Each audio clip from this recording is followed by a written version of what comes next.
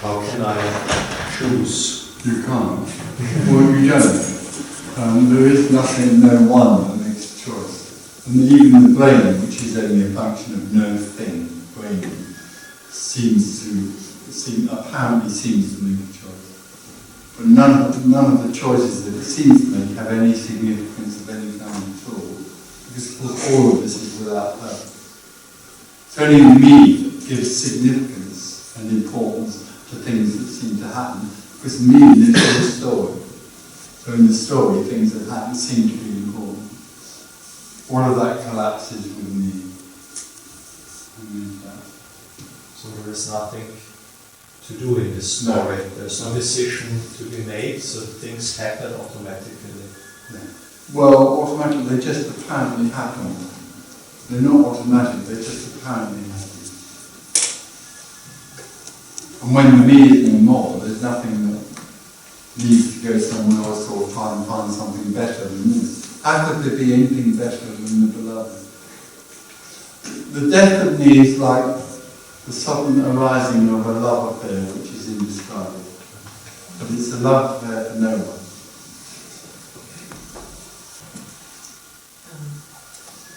I feel like there's really no question and nothing else to say, so I'm wondering,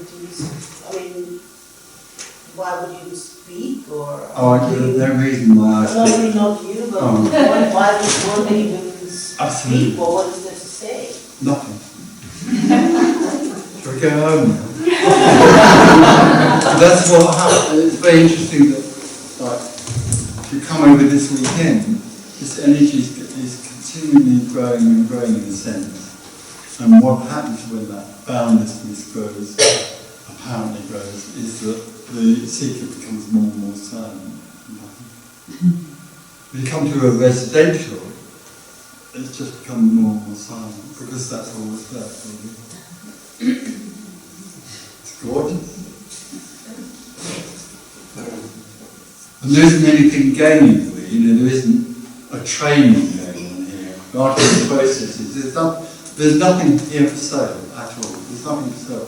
This is the worst place for an individual to be. Because there's nothing for them.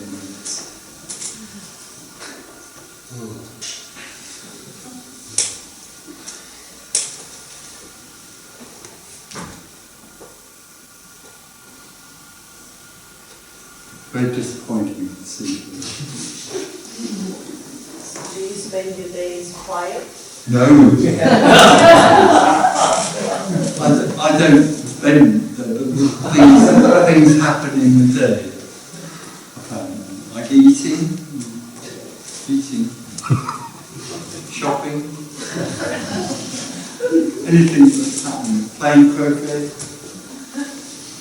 I've been with some friends this week and we played croquet. I won.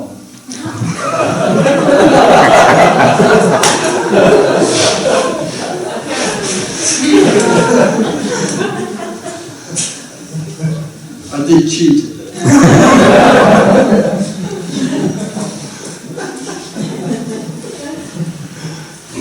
But I guess there's nothing to discuss. You just No. whatever shopping, Whatever, shopping, no. and eating is But discussing eating, what sort of wine, quite important. enjoyable. Yeah, and also we do discuss this as well. This is an interesting subject.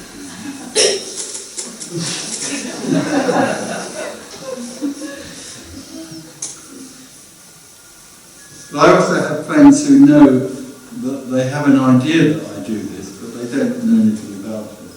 And we meet and play croquet or talk about anything. It doesn't matter anymore. This is completely art, music.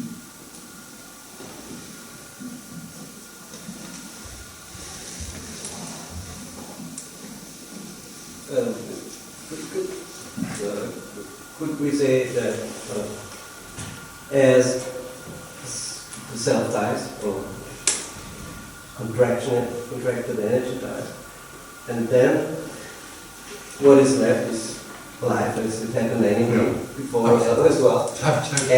And so this means that what is happening is like there's no this is holy, this is not holy, it's holy, it's all holy, holy. It's all in appearance and no thing. And it's like a mystery that you can't, it's indescribable. One thing that can't be described or known. But there's something, I mean, the nearest you can get to it is to say that suddenly everything is free as it is. One of the things that the energy of contraction does is, for me, when it looks at something like a floor or a chair, the perception that the experience is the experience within the me solidifies the floor or the chair. So it turns the chair into something solid, because it sees the chair as a real object. The chair isn't a real object, it's energy sharing.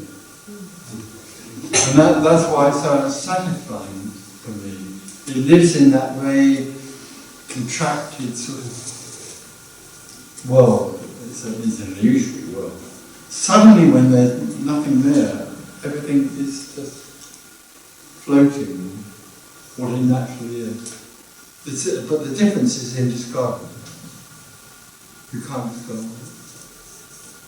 Wow!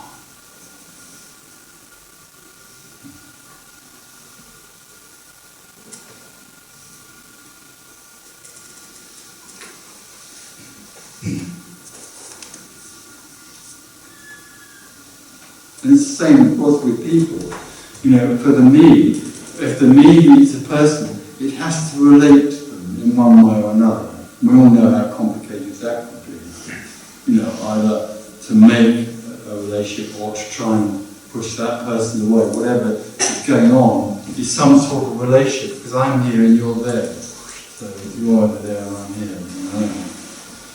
When there's no one, there's no one over there or here.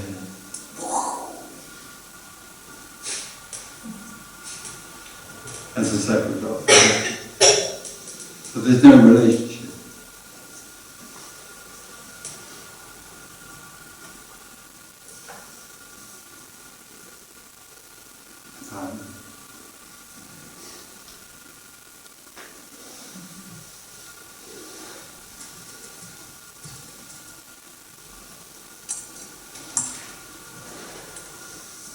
I think 2 years ago you told us it's just energy, pure love.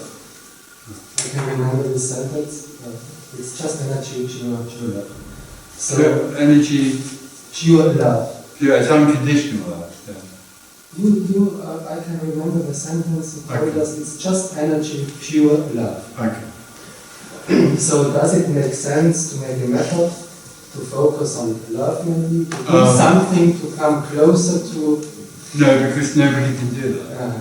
The whole idea of making a process is based on the idea that someone that can choose to do that.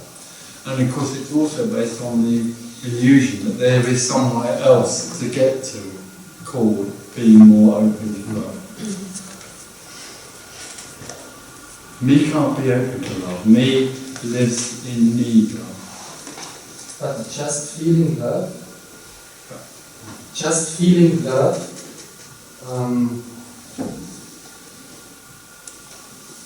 is there a possibility to forget a me, a person, a my? No, because me is incapable of knowing love. Because all me can know is a separation from everything else. So all it can know is the need not to be separate. It experiences the need not to be separate, which is a hopeless feeling, because it will always be in that separate reality. Unconditional love or pure love is without any separation. And it can't be known. There's nothing that can know pure love. There's nothing that needs to know pure love, because all there is pure love. This is it. It never went away. The seeker did to try and find it. But focusing on love, can this... Well, hold on. Who's going to focus on love? I don't know. There are many. Just a feeling? I could give you a list of teachers that could tell you that they will teach you how to focus on love, and you could. It might take. Well, it would actually take forever. But you know, if it doesn't work, then you just have to go on trying harder.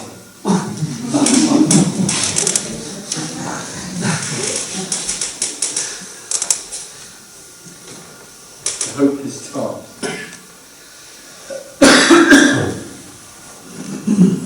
And how did your sense of illusion disappear? I don't have a sense. Yeah, but when you had it, did you ever have it? When there was somebody called Terry Parsons, who was a separate seeker, who thought he could find love or whatever. He never did. Yeah. There were lots of people who told him he could, but it didn't seem to work. And how did this change then? When Tony How Parsons died? How did I die? I didn't die.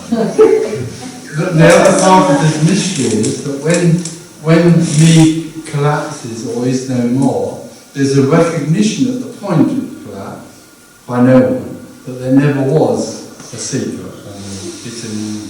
So actually nothing dies. And that suddenly happened. Apparently. What do you mean by saying that seeking or doing anything is wonderfully futile? Well, it's wonderfully because it's utterly it's wonderfully impossible to seek to ever find this because this can't be found. You know, the seeker objectifies everything and therefore it looks for something. What's wonderful is it can never find it because it's already in what is seeking. Look, me is totally doomed to failure. Me is failure. Me is failure. It'll try and make its life work, and for about 3 months or 3 weeks or 3 minutes it might work, but it never will be satisfied because what it really longs for is its own absence, and it can't bring about its own absence. So all the attempts you see in the world, people try to make their lives work like through power, politics, wealth, is a completely illusory activity. I think I had a hint of that accent since teenager, childhood, but I never tried to do anything. Any dogma or whatever seemed futile, so I didn't really try it. That was my sense. But still, I experienced this separation or accent as very painful. Very often, very painful. You're describing what I he can said. cry like, it feels like being torn apart. Yeah. And the longer this goes, the more I know that there's nothing I can, not even wait, nothing. So in a sense, this is recognised here, in this room. There's a recognition of that what then takes place well. But there is often more and more now in the psyche people, there's a recognition that any sort of teaching which is trying to get somewhere is already futile. And the whole basis of traditional teachings is the basis of authority. And already people are recognising that authority is breaking up in the world. Whenever I open any book about Buddhism or Christianity, I just read half a page and thought, no. But still, it's I feel like being in a cage. Yeah, it is. Well, it is. You are. Me is in a cage. Or only, well, apparently in a cage. Which it thinks is real. That's the problem. And it thinks that there's a door out of the cage too, and that's another problem. There's no cage, no door, and